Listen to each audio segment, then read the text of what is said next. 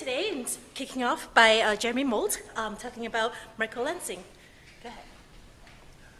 It's a pleasure to be back on this campus, and thank you for inviting me to talk. I'm going to talk about microlensing for dark matter, and a few years ago we got a slab of decam time to do a high cadence microlensing experiment looking at the Large Magellanic Cloud to provide the background stars that are microlens. And you can see there our event, and the green curve is the model, which only has two parameters, the amplitude and the Einstein time, which is the duration of the event. And you can see from the x-axis there that we're talking about a cadence of minutes rather than the microlensing experiments of the 1990s, which had a cadence of days. That means we can look for low mass lenses, and in particular primordial black holes of that mass. So let's take a look at the very little formalism that we need to have to calculate the probability of microlensing. It's the integration on the top line there along the line of sight to the target star where a lens is transiting at a tangential velocity ut there. So rho is the density of dark matter, or if you prefer a baryonic lens, moons. M is the mass of the lens, and ut the tangential velocity, as I said. And so if interstellar moons have a stellar distribution rather than being distributed like the dark matter in the galaxy, then the probability that the object is dark matter rather than an interstellar moon is very much greater. So the scorecard on microlensing, just to take us back to the beginning, and the keeper of the scorecard, I should say, is an independent, Anne Green, who's been reviewing this in a recent paper.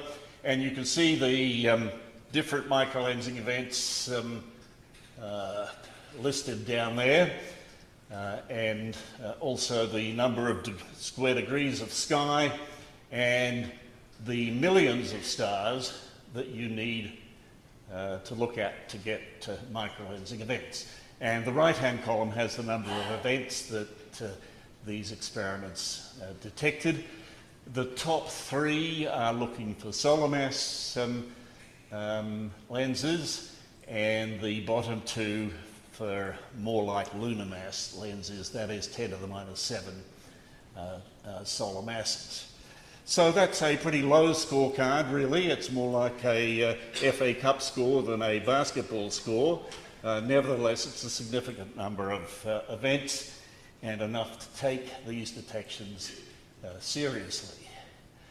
Now, there's another scorecard in the dark matter business, and that is the physicist's scorecard, because there are alternative theories of what cold dark matter may be, and possibly it's weakly interacting massive particles, and that's what the physicists would prefer to be in this business, rather than cold dark matter as primordial black holes. So the physicist's scorecard is even weaker than the astronomical one.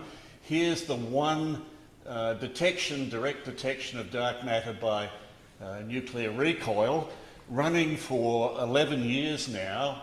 It's called the Dama Libre experiment in the Gran Sasso underground mine. And what you're seeing is annual modulation, and that comes about because as the Earth travels around the Sun, the 30 kilometres per second adds and subtracts from the say 200 kilometres per second of the incoming dark matter particle, and that gives you the flux modulation that you see. However, this is the only experiment that has seen annual modulation, and bigger experiments like Xenon 1 ton, led by Eleanor Aprilia at Columbia University, have seen nothing of the sort. Now, this may have something to do with the detector. It's hard to know exactly what nuclear recoil involves, but to check whether this is actually a seasonal variation of the background, which is one theory for explaining the Gamma Libra annual modulation, we've put a similar experiment underground in the southern hemisphere in an underground physics lab that we've built, and we'll see if we see annual modulation with 180 degrees phase difference from the Gamma Libra experiment. Okay, so let's get down to the Rubin the Roman possibilities for detecting microlenses.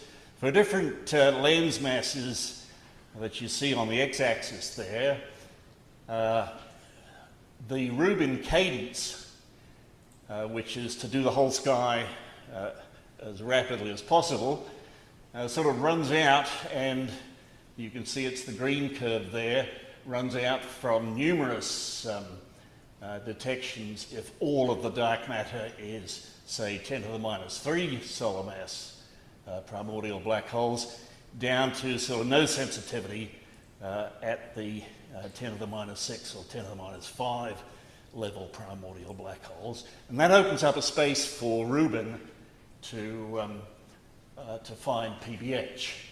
One of the limitations in this business is that if the source star is finite in size, as they all are, and one solar radius for the LMC main sequence star is shown by the bar there, then you go from having a microlensing amplification event to a simple transit, yet no amplification.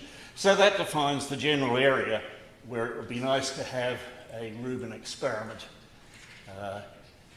to run between 10 to the minus 6 and 10 to the minus 9, and maybe find a mass function for primordial black holes in this way.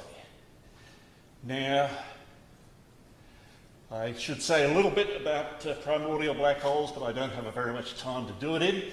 Evolutionary tracks are very interesting for stars, and these are evolutionary tracks for primordial black holes of masses like 10 to the minus 19 solar masses down to a tenth of a solar mass here, and of course one can go further. The x-axis is the temperature of the universe at any given time. You can see today is way on the right side of that plot at 2.7 K, and you can see redshifts 10 to the 3, for example, up there.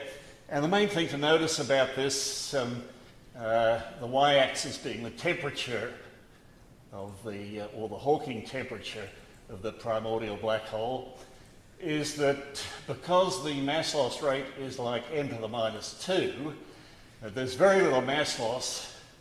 They cruise along to the present day without changing mass or temperature, except that when the amount of mass to be lost is around about equal to the remaining amount of mass, they take a sharp left turn and they go up to very high temperatures, reaching the Planck mass. So much for primordial black holes. Dark matter may be all of these entities. We've talked about WIMPs. Axions are also busily being non-detected at the present time.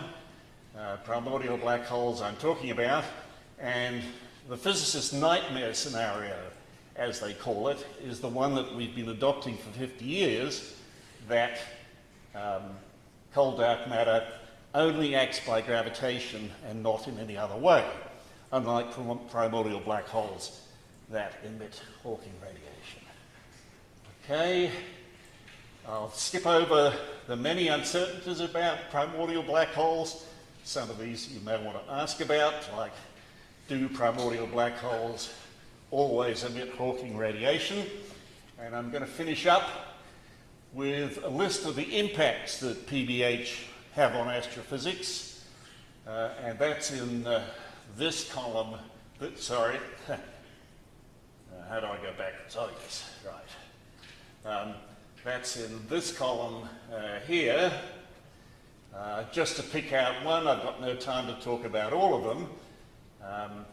There is no smoking gun here for primordial black holes explaining this phenomenon, and an example of that is there's a perfectly good theory of how comets are initiated, tidal disruption as the sun goes around the galaxy of the Oort cloud, but actually if a lot of primordial black holes are lunar mass, then they simply bombard the Oort cloud and provide the number of comets that you want.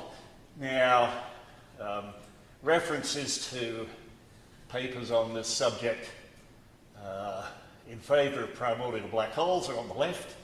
I've left on the lost and found counter a key to that list of numbers, and the alternative that no primordial black holes are involved is in the right-hand column there.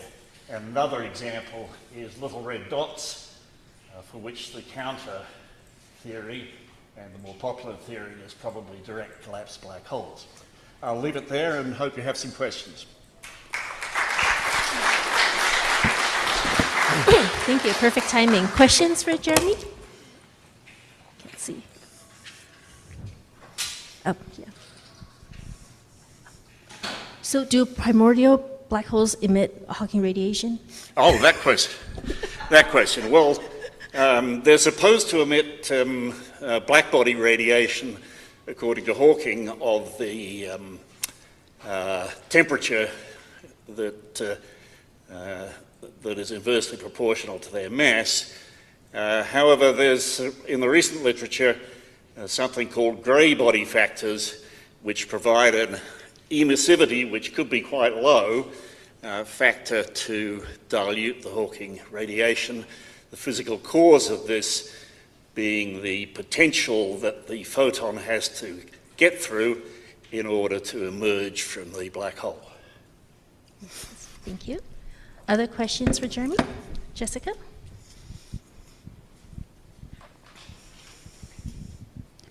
Hi. I was wondering, in your Roman sensitivity curves, was that for a high latitude survey or for the galactic bulge time domain survey? Was it only to the LMC? Can you see anything in the bulge survey? Well, you need 1 million stars in the field that you're looking at. I've looked through the existing Roman surveys. I don't see any one that will really serve the purpose that I'm talking about in that black slide that I showed. And just a remark that Anne Green made when she wrote the scorecard that I showed.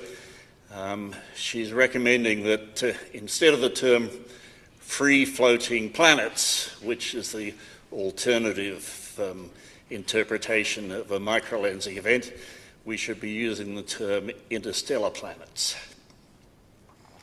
I hope that goes somewhere to answering your question. Thank you. Any other question? If not, then let's thank Jeremy again.